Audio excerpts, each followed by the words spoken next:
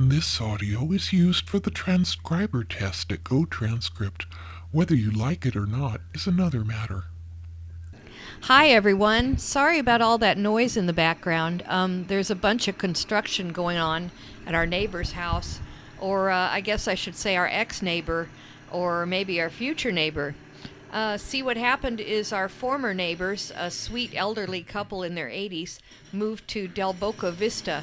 Hard to believe, but their tiny little house, which they originally paid about $5,000 for, sold for nearly $1.5 million.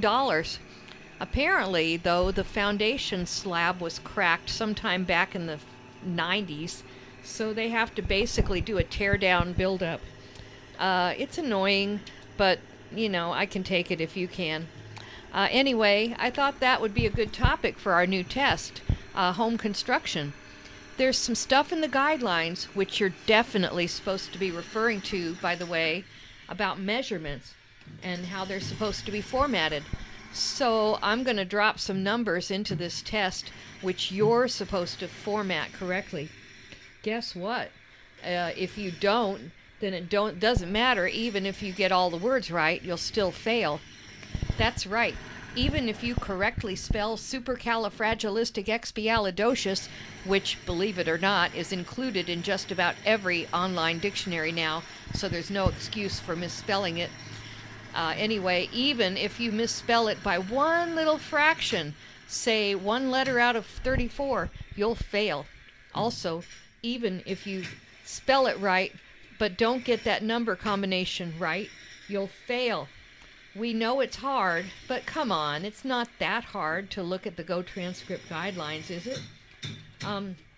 Anyway, the construction guys just drove a big truck into our driveway, which technically they're not supposed to do, but I'm home all day, so I'll give them a pass.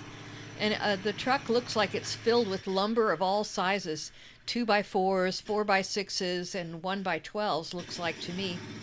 Of course, I'm not really that great at eyeballing measurements off the cuff like that. I could be wrong. It's been known to happen. Also, did you know that according to a lot of online sources I just now looked up, not all 2x4s are actually 2 inches by 4 inches? It's true. Apparently, there's this thing called the nominal size versus the actual size. The nominal size might be 2x4, but then they slather some paint or something over it, and the actual measurements are a little different. That's why it's always a good idea to measure twice and cut once, as the old saying goes. Another number you'll definitely want to look up in the guidelines is how much moolah this construction job is going to cost you. What percentage of your hard-earned simoleons are you willing to...